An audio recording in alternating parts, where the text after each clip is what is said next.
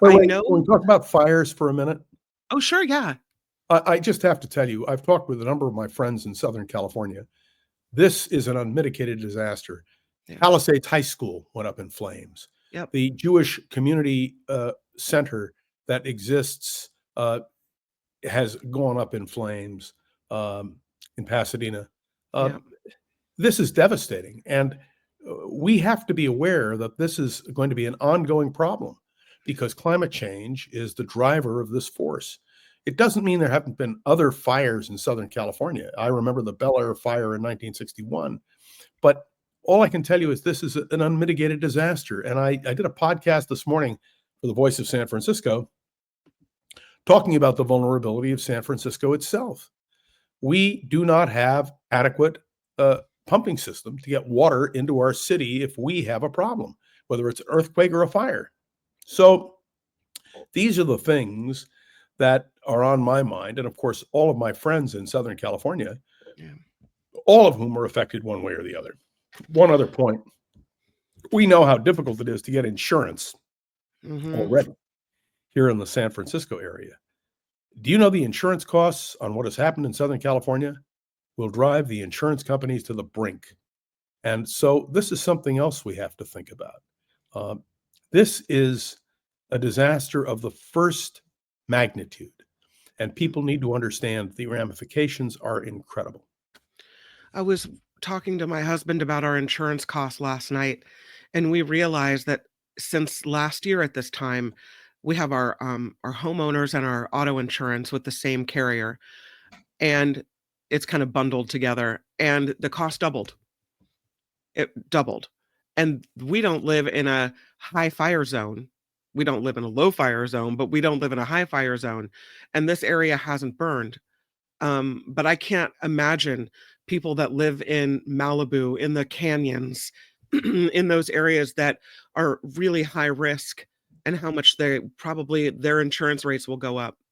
And these are things we have to be thinking about. Yeah. Uh, and this is just the beginning. I mean, these winds, these Santa Ana winds, are supposed to continue for another Mhm. 24 hours. And the devastation is just unbelievable. It's crazy. I did read the winds had shifted and were blowing in a direction that was more favorable. So at least there's that. We hope they don't shift back. But look at all the spot fires. We started with the Palisades fire and the Eaton fire, and now we have two more because of the blowing embers in this area, the Woodley and the Hearst fires. And all I can hope for is that I know we've lost two people in Southern California to these fires, is that it's not a case like Maui where you find out after the fact that there's so much loss of life. So Can you hopefully. check? I haven't heard about the Getty Museum, except there was a Mm, slight note that I read that they were impacted by the fire. Is that accurate? they were threatened that there were priceless artifacts are in the Getty Villa Museum. And I know that it was a threatened area, and I'm not sure if it's still standing, but we'll check. According to Newsweek, 29 minutes ago, the museum was saved. Yeah. Okay. The staff there apparently is being praised for preparing for this type of catastrophe as well. There are some people that are frustrated that homes in the area burned, but the museum was somehow saved. And why was that? Um, but they say there were additional fire prevention measures in place at the Getty Museum. They had water storage on site, I can irrigation attest, immediately I can attest deployed. to that. I was So, at the Getty yeah. Museum uh, about 6 months ago, and I asked them, "What kind of safety precautions do you have?" And they told me, "We think we're okay, but Hmm. look at this conflagration. It's just horrifying." Yeah, it's pretty awful. There were other areas near the Getty Museum that weren't so lucky. Mm. The Eames House, the Villa Aurora, and the Thomas Mann House, which are famous structures, did not, I don't think, survive. So, yeah. Let's switch over to politics because we had this Smith report that is being stalled by Judge Eileen Cannon, who temporarily blocked the Justice Department from releasing Jack Smith's final report from his two federal cases against Donald Trump. And we also have Well, let me The just point out one is dealing with the election interference mm, and election denial, and the other is dealing with the classified documents, which yeah. Donald Trump took with him to Mar-a-Lago. And we also have now the word from the Attorney General, Merrick Garland, that he does intend to release these reports. So is he legally blocked from doing so? And why would they want to keep this information from us? Will Trump come into office and then squash everything down? What do you think will be happening with these reports? Will we ever get this information? Yes, we will. First of all, Donald Trump wants them suppressed because obviously they are not complementary to his conduct. But Mhm. I happen to believe that there will be a release.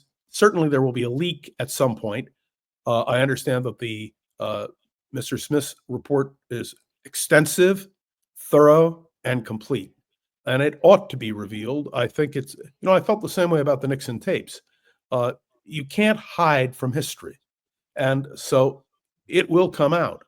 And Donald Trump, if there was nothing there, should have said, please release it all. The fact that he is trying to cover it up makes it even more important.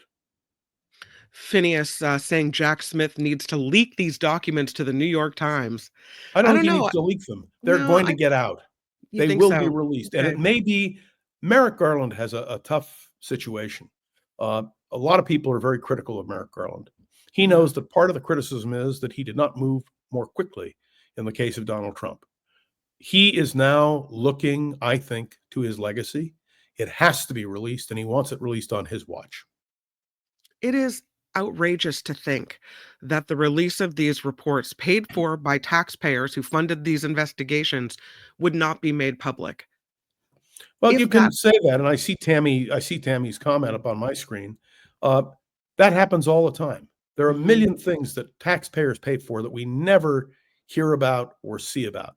But I lived through Watergate, and I know how much Nixon wanted to keep those tapes secret. mhm. And in the end, he was unable to do it. The Pentagon Papers is another great example where there was a leak. I want to remind you that uh, when they were leaked, it created a huge scandal. Uh, but in the end, thank heaven they were released. It gave us tremendous insight. This will come out. You cannot whitewash fact. Well, it seems like facts are being whitewashed. Now we don't even have fact checkers on Facebook. The truth, who cares about the truth? You just tell enough lies and people start believing that. And if you contribute enough money to a Yeah. candidate, and may I tell you, that is the most shocking thing to me. One of the main reasons that Donald Trump won was because of all of the money, uh, more than $200 million, I'm told, that Mhm. was contributed to his campaign by one of the wealthiest men in the world who now sits at his elbow. Talk about political corruption. Yeah. It's just to me shameful. I'm going to be teaching a course on the American presidency. We have not seen this kind of corruption since the Warren Harding administration. But Karen, go ahead. ultimately things come out and these will be revealed. Karen writes, "We don't need that report to know how despicable Trump and his behavior was and is. But I want it, Karen and John, I want it on the record. I want it public. I want it on the record. I want everyone to know so that people can't be denying it. I want people to know. I think No, we that's what's deserve going to happen. it. You Mhm. cannot cover up these kinds of things.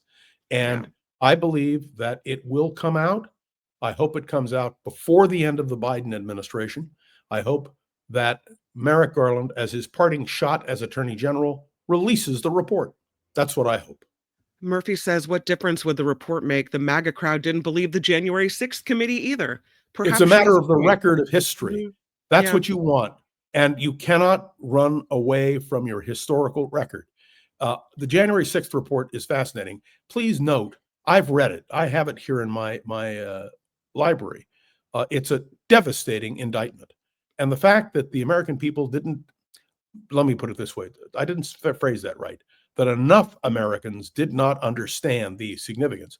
Look, thank God Joe Biden has given an award to Benny Thompson and to Liz Cheney, the second highest civilian award available in this country. At the same time, Donald Trump is speaking about prosecuting, or should I say persecuting, both Thompson and Cheney and all the other members of the committee, including Adam Kinzinger. That in itself should be enough to shock the American people. But evidently, whatever Trump does, there is a segment of our society that excuses whatever he does and believes him. And by the way, can you imagine renaming the Gulf of Mexico the Gulf of America? Can Let's you talk imagine? about And can you imagine annexing Canada or going back over the Panama Canal oh or my seizing goodness. Greenland? This is jingoistic talk. It is Well, dangerous. Anyway, you wonder how realistic he's being. And when he starts talking crazy like this, and we're all focused on this, I wonder what's happening behind the scenes. What fingers are, being twiddled well, over look at his here that's appointments. doing real stuff because we're paying attention to this wild, crazy No, rhetoric. we're also paying attention to Kash Patel as director of the Mhm. FBI, an appalling choice. Robert F. Kennedy Jr. to run our health. Are you nuts? I mean, Yes, there are they are so nuts. many balls in the air Mhm. that have to be discussed and analyzed. And all we can do is, in a constructive, positive, direct fashion, demonstrate our opposition. Did you hear that the governor of Hawaii, who is a physician, you're of Hawaiian descent, I should point out, Mhm. he is a physician. He came to Washington especially to alert the Congress to the danger of Robert F. Kennedy Jr. being Secretary of Health and Human Services. Yeah. And I thank God he's doing it, but will it make a difference? That's the question. No, I don't think it will make a difference. But we have America to try. We have to America try.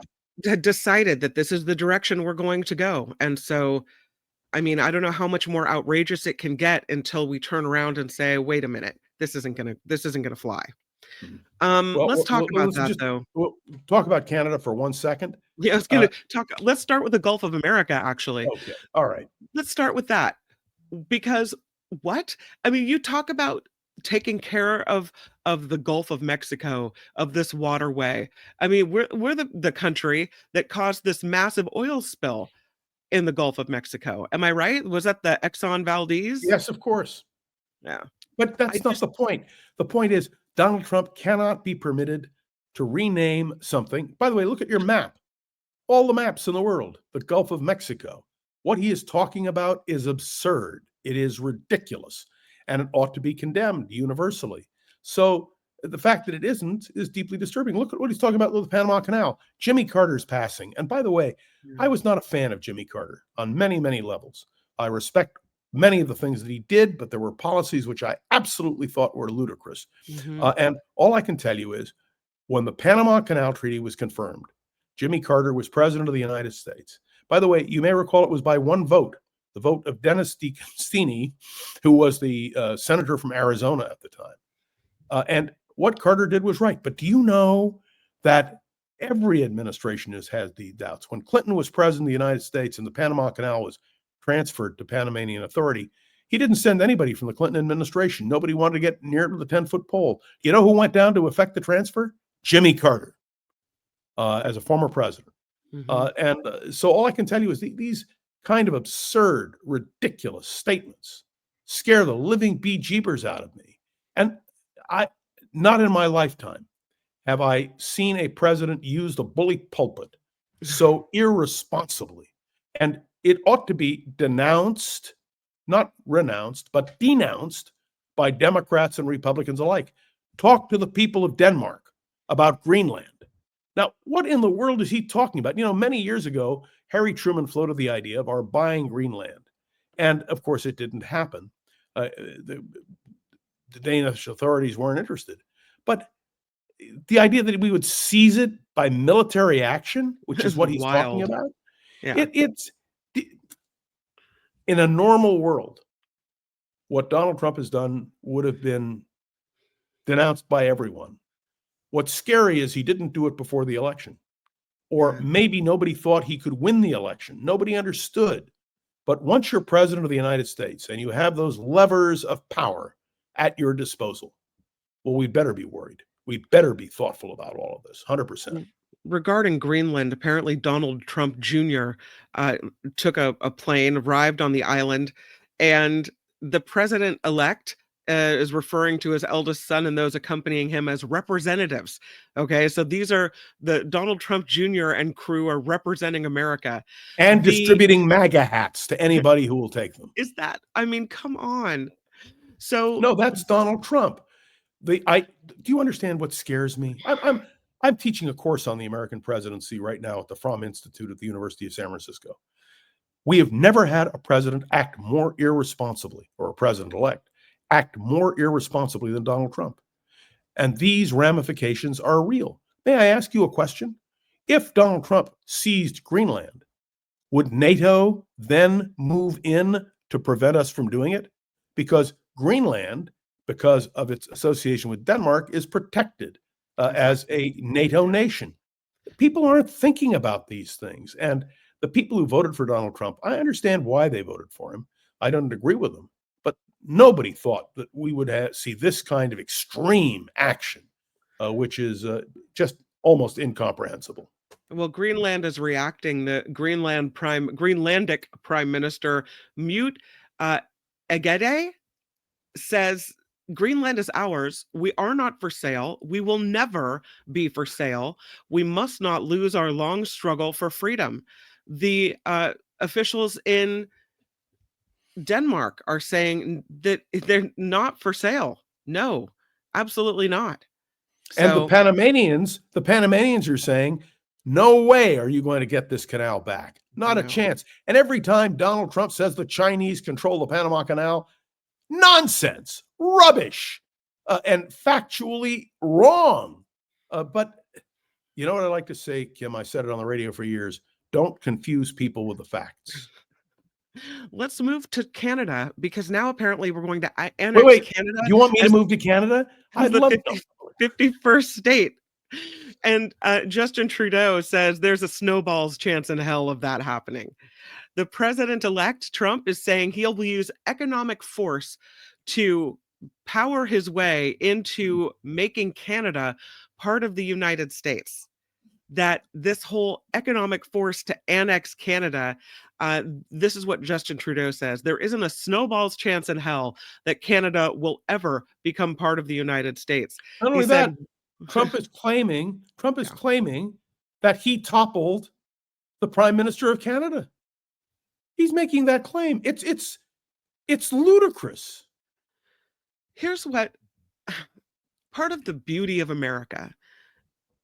You see wars happen in other countries, and war hasn't really touched this country on our soil, other than 9/11 and Pearl Harbor, right? This is, I think, fighting words. And when you start picking fights with your neighbors, changing the wording on maps, trying to say we're going to annex you, we're going to, slap all these economic, I don't know, issues so to force you into becoming part of us. He's going to slap tariffs. Can you imagine? Yeah. So we know Canada is already struggling politically. And now this. I just feel like these comments and the effort to do this puts the world more at unease. And I don't like the way that feels. Well, we have until January 20th when Donald Trump takes power. What will he do when he takes power? Will he keep making statements like this? Will he really Will he really pardon the January 6th insurrectionists? Will he insist on Kash Patel, who is a man who is out for revenge, to be director of the Federal Bureau of Investigation? And he keeps touting Pam Bondi, who is the former Attorney General of Florida and who will become, if he has his way, Attorney General of the United States. Well, she's an election denier. It's appalling. It's absolutely unbelievable. And you know what? These nominations may pass. Will the Republicans in the United States Senate give up their dignity and their sense of what's right and wrong? Don't you think they already have? To a degree, but when Donald Trump becomes president, it'll be even worse. And that's what we have to hope they will resist. What, like that at some point he crosses a line that's even too much for them, as if he hasn't already? But you understand, they now have the power of advise and consent. Please notice that Donald Trump is no longer talking about recess appointments, which he claimed he was going to do. Hmm. Uh, I think I have to hope, maybe it's better to say I hope, that Republicans in Congress will develop a spine and will simply say to him, no. Another thing that Trump wants to do, and we've heard him say the whole drill baby drill thing. We know that President Biden put a new prohibition on oil and gas leases, and that is in 625 million acres of federal waters. But the thought is that that will be a symbolic action because when Trump comes in, he's likely to shake that up and get rid of it if he can. He can't undo it. Only Congress can do that. Mm, At least that's my reading of the law. So mhm. again, it'll require the Democrats and enough Republicans to just say no. We'll see. He says it's ridiculous. Trump says I'll unban it immediately. He was talking to a radio host, and he said it'll be changed on day one. So maybe he'll get in there on day one and realize that the things he wants to do, maybe he can't quite do so No, easily. there's another way of going this, Kim, and this is what worries me. He may on day one issue the appropriate orders, and then they may be appealed to the Supreme Court. But the Supreme Mhm. Court is stacked now in favor of Donald Trump. So things that may not be permissible now Yep. may become permissible with a pliant Supreme Court. Sure, with everybody on his side. Yeah, Not it's everybody, but a majority. pretty scary. Trump is once again, he's now asking the Supreme Court to block the sentencing in his hush money case. Another appeals court said, no, we're not going to do it. But the judge, even though the punishment is set to be hardly nothing, wants to haul him into court for this sentencing date. And Trump is fighting it and does not want to go. And so, as you mentioned, the Supreme Court being pliant toward Trump's will, now Trump is asking the Supreme Court to call off the sentencing, which is due to be uh, Friday. set for Friday, right? In this case, so we'll see what they're doing. The prosecutors are filing a response by tomorrow morning, and Trump wants an immediate stay of the scheduled sentencing. It seems to me like does it? I don't know if it matters. Does he get if he gets symbolically hauled into court for the sentencing hearing where he's not really going to be punished? Well, it depends what you mean by punishment. He's not going to jail. There Nope. won't necessarily be a fine, Right. but there will be a finding by a court Mhm. of law. And in the end, that's what matters, that he be held accountable. I don't care about the punishment. I care about the crime being affirmed by a court. And that's what Donald Trump is trying to avoid. I mean, I was talking to a buddy of mine who's a great historian, and we Mhm. said if we had written a novel describing what has happened, we would have been laughed out of the publishing house because nobody would have believed it.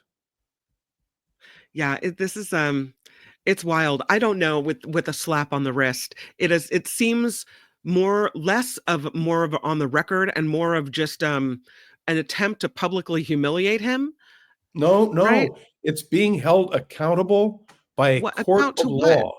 There's no punishment. No, the punishment is the verdict and the affirmation of the verdict. The verdict has already been handed down. I mean, that's done. That's right. And They're not now gonna they're comes, not going to repeal the fact that he's a felon. So that's the punishment. You stay a felon. yes, but understand his sentencing affirms that. The judge may say, given your circumstance, I can't sentence you to jail. I'm not going to give you a fine, but let the record state clearly that you were convicted and you are a felon. That's what I hope comes out. Now, the other thing is Jack Smith's report. We were talking about that at the very top of it. There Right. are two things Jack Smith is investigating. One, the question of Donald Trump's claims that the election was stolen in 2020. And second, the question of his misuse of government property in the Mar-a-Lago Papers case. All I want is the affirmation that those two things happened. And that's why that report is going to be so critical. And I'm looking forward when the report comes out to reading it and analyzing it. And for those who say, well, he's getting off scot-free, he isn't. History will judge him harshly. What I worry about, in addition to history, is what's going to happen after January 20th. From Hmm. 12 noon on January 20th, he'll be president of the United States, the most powerful job in the world. And the difference in this inauguration is that Donald Trump knows the levers of power. And by the way, for those who doubted us when we talked about the Heritage Foundation's blueprint and said, oh, he's never read the report, nonsense. The people he's putting in power, the positions he's taken, are all consistent with the Heritage Foundation, which is a major conservative think tank.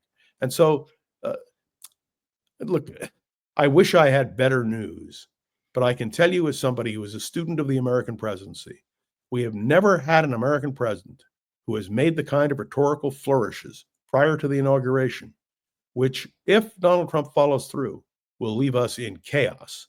And that really worries me. You mentioned you're being a student of the American presidency. And I saw a story. Here it is right here. And I wanted to get your comment on this. More than half of Americans believe Joe Biden's presidency will be historically viewed as poor or below average. That's according to a new poll conducted by Gallup. It showed that just 6% of Americans believe that President Biden did an outstanding job as president. Just over a quarter said he was an average president. So Sounds when like the history, evaluation of Harry Truman. Go back and look okay. at the polls when Harry Truman left office. He was viewed, as a failure. Now he's viewed as a near great or a great president of the United States. When George W. Bush left office, his polls were in the toilet. But Mhm. George W. Bush said, don't worry, history will be kinder to me. And he's right. They have been a little bit kinder.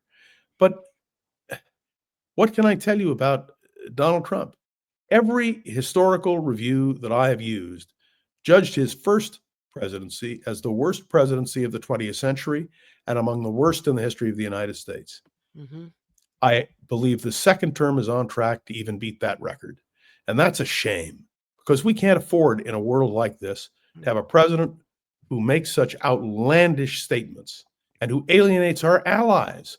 Do you understand? These are the countries we work with. These are the countries we have to, Canada and Mexico, for God's sake. Uh, it's so mind-boggling. And by the way, what a contrast. I was not a fan of Jimmy Carter on many levels. There are many things in his administration with which I disagreed profoundly. And I did not vote for him for reelection. I voted for John Anderson. But Carter proved in his ex-presidency to try to do things that helped people. Again, his policy statements were sometimes off the wall, but Carter deserves credit for at least being a genuine, sincere, dedicated individual. Donald Trump is just a disaster all the way around. Let me give you another example.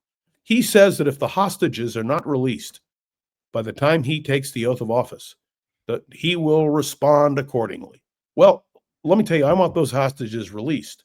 But what is he going to do? Is he going to hit Iran? Because that's what he's going to have to do. What about the Houthis? Is he going to step up our attack on the Houthis? Uh, and Hamas, which already we know is a terrorist organization. It's not enough to just make these statements. He has to be able to back them up. And what I'm worried about is I don't know that he will back them up responsibly.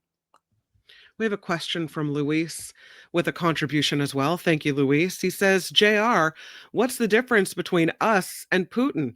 He said, I'm sure he felt that he needed to annex Ukraine and Gulf of America and annex Canada. We're going into sane-splain. I agree. I have no dispute with you, Luis, at all. You're absolutely right. It is as wrong as what Putin is suggesting and doing. Well, I mean, we haven't bombed anyone or taken anybody by force yet. And I would like to Yet, think that this is yet, just all yet. grandstanding, and because Trump does this, he seems to chit chit chit chit. He seems to talk with open his mouth, and then there's really nothing to back it up. No, I don't agree with you at all. I think he opens his mouth, and where he can do what he wants to do, he's going to do. I'll bet you there are going to be tariffs. There are going to be pardons. There is no doubt that he is going to pursue the Panama Canal Treaty. There is a provision of the Panama Canal Treaty that allows us to come back if it's not being handled properly. He's going to push all of these things to the hilt. And all I can tell you is when a president of the United States makes a policy statement, the world listens. Yeah. Do you think that the European nations, NATO in particular, are happy with Donald Trump at this point? No, they're scared out of their wits. No, but I read they're And making plans that they're trying to figure out how to deal with him. or get around him, which is Mhm. what states are doing. Look what's happening in San Francisco. We have a new mayor, Daniel Lurie, and we have a governor, Gavin Newsom. They're working together to prevent things that Donald Trump may do, which will be harmful to the state of California and to the city Right. of San Francisco. I mean, I must tell you, it is almost inconceivable to me that we have a person as president of the United States to be who is so irresponsible. And I think we're going to suffer the consequences. I hate to say it. I was reading a story about Trump's merch. He's got the watches and the sneakers and the Bible and all of these things. And I was reading this story in CNN saying that all of the merchandise, especially the newest merchandise, is raising these questions of conflicts of interest. Will that matter at all? Or do you think we'll see a presidency where he's still trying to sell stuff while he's in office? More than that, he is not giving up controlling interest in his companies. Mm, He is still going to run the Trump industries as well. He made a sort of an attempt, or maybe it was PR in 2016 and early 17, to separate himself from his company. He's not doing that anymore. He doesn't care. He's going to go ahead and do it the way he wants. Question is, will he go too far for the American people? And will the American people really be listening? When I say the American people, look, Trump didn't win an overwhelming victory. It was actually a pretty narrow election. But to him, it's a mandate because he now controls, he believes, House, Senate, presidency, and Supreme Court. yeah. Well, let me tell you, that's a pretty effective combination. And so it's going to be a fascinating ride. Somebody asked me, what are you going to be talking about in the weeks ahead?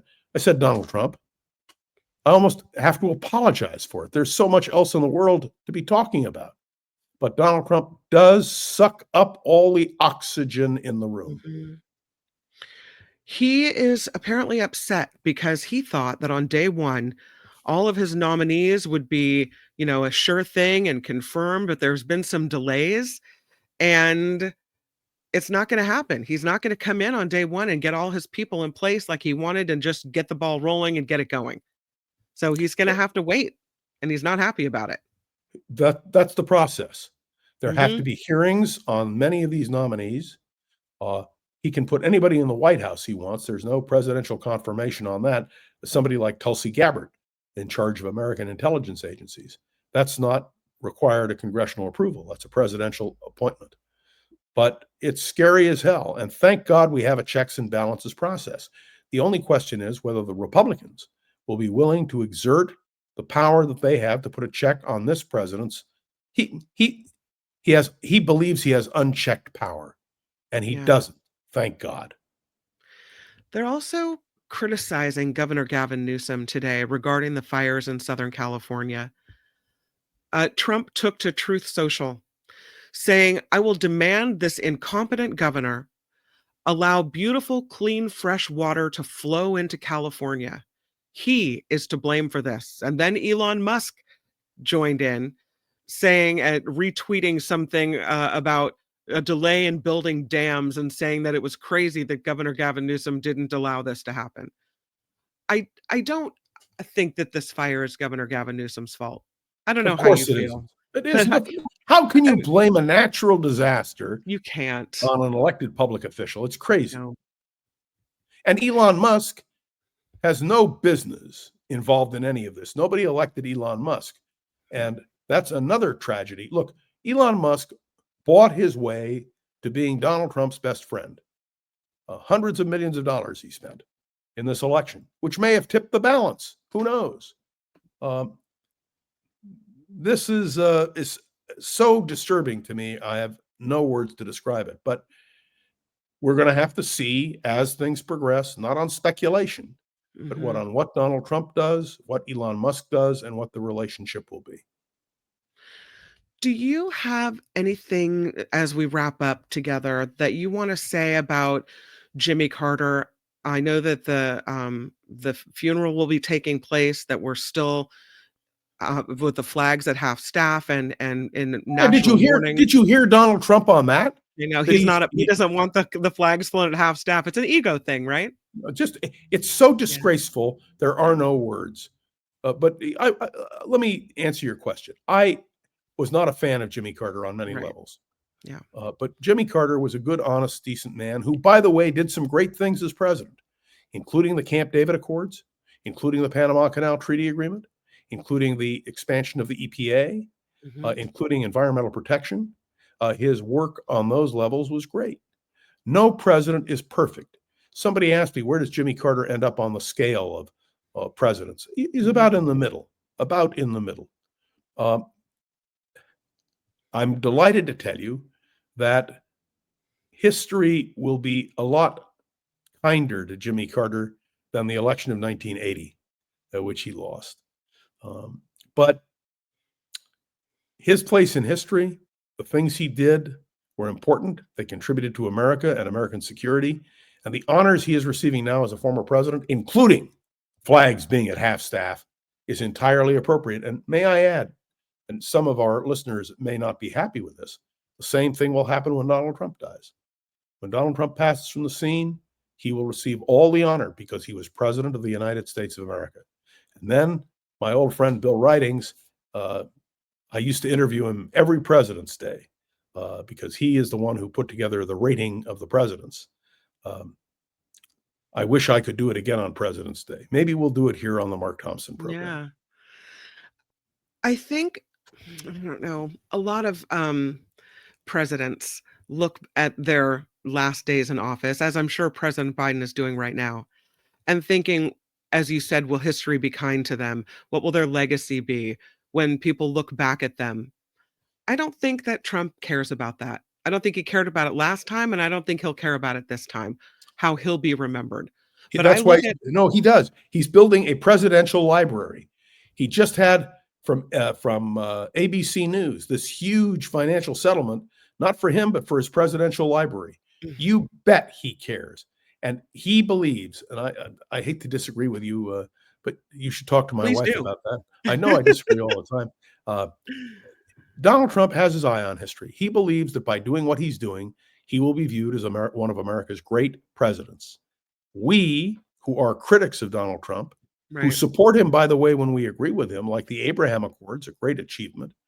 But when we disagree, we disagree. Yeah. Donald Trump does not tolerate disagreement of any kind. And that shows the weakness of a leader. Uh, the best thing you can do as a leader is to listen to everybody and then be decisive. Harry Truman was such a president. You know, they used to say about Truman, to err is Truman. Like to err is human, to err is Yeah. Truman. Mhm. And he was insulted. People called him the senator from Pendergast because he got his job because of a political boss by the name of Pendergast in Missouri. Harry Truman, when he left office, people said, well, look how low your ratings are. He said, don't worry. I have faith they'll come back. And I admire that kind of spunk. The important thing for a president to do is what they perceive as being the right thing. But when you disagree with a president, you have to be able to speak out. Remember, Harry Truman is the one who seized the steel mills, and the Supreme Court overturned that and said, nope, you can't do that, Mr. President. It is the constraints on the presidency which are going to be so critical. Heather says, it just sucks we have to wait for all this stuff to become history before anyone takes it seriously. It's happening now. I feel when you're talking about how people are to be remembered, and I thought this as January 6th and the attacks on the Capitol were unfolding, that how can anybody look at that and feel like they're on the right side of history?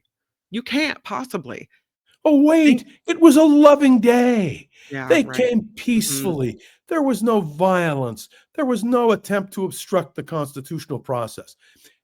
And people believe it, Kim. They believe this rubbish. And when Donald Trump issues those pardons on January 20th, which he says he is going to do, I hope the conscience of the American people is shocked. Uh, and in a sense, Heather is right Yeah. when she said that it's a shame we have to wait. But there's nothing we can do. The American people have spoken, and not by a large majority. Hmm. They gave Donald Trump the reins of power. And now our job is to try to be what Wendell Willkie called the loyal opposition. I believe in this country. I believe in the balances of this country. And I believe we have a right to oppose any person in political office with whom we disagree. And that's what we have to do. We have to have a loyal opposition. And by the way, the Democrats have got a lot of rebuilding to do. They have to be not just a party of negativity, but a party that expresses positive expressions of how America can be better. So this is going to be a fascinating time. I wish with all my heart that KGO still existed so we could be on the air talking with our listeners, arguing, debating, doing everything we used to do. We are now more limited. And your whole thing there on Mark Zuckerberg and what's happening in his empire is disgraceful. No single person should have that kind of power, pure and simple. And I feel the same way about Elon Musk. Elon Musk, do you know what Elon Musk is doing now? He's backing the furthest right political party in Germany. Crazy. And listen, it's to me, well, this comment from Rose, it's an embarrassment. He's threatening our allies. You're right, it's an embarrassment. But it's an embarrassment that he is in the White House at all. And I don't say that because I'm a Democrat. And Neil's comment here, Carl's comment rather, is nothing is shocking anymore. The chaos will continue as long as he is given power. Carl, you're right. But we who are shocked have to speak out. We have to be the ones who raise the alarm. It may not be enough, but I like this. Bev says, isn't this great? Rev says, annex Mexico. Then we don't have to worry about the border anymore. That is a brilliant notion. Right? There you go. Come on. It's crazy. Kim, thank God we have the Mark Thompson program. Thank goodness, indeed. And thank goodness for you for coming on. Thank you so much, John Rothmann, for being here with me and for talking politics and presidential history. I look forward to it I cut short. I was at the Fromm Institute. They had a meet and greet, and I said, I've got to be home in time to do the Mark Thompson program. Nice. Please give Mark my warmest good wishes. Tell him I'm glad he's safe. To all of our friends in Southern California who are listening, our hearts, our prayers are with you, and we hope that when we recover from this disaster, we're ready. And let me make one other comment to the people of San Francisco. We better be alert. I did my podcast on the Voice of San Francisco this morning, dealing with the threat San Francisco faces in the event of disaster, from earthquake and from fire. And we'd better be ready.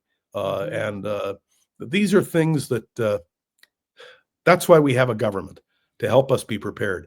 I'm anxious to hear what Donald Trump will say he will do for Southern California. He can blame Gavin Newsom from here to hell and back again. But believe me, it wouldn't matter who was governor of California, we'd have this problem. I think so too, but they don't like California anymore. You've got Musk pulling out to, Tesla putting everything in Texas. You've got now Zuckerberg saying, nope, we don't want the Californians to look at the facts. We want the Texans to look at the facts.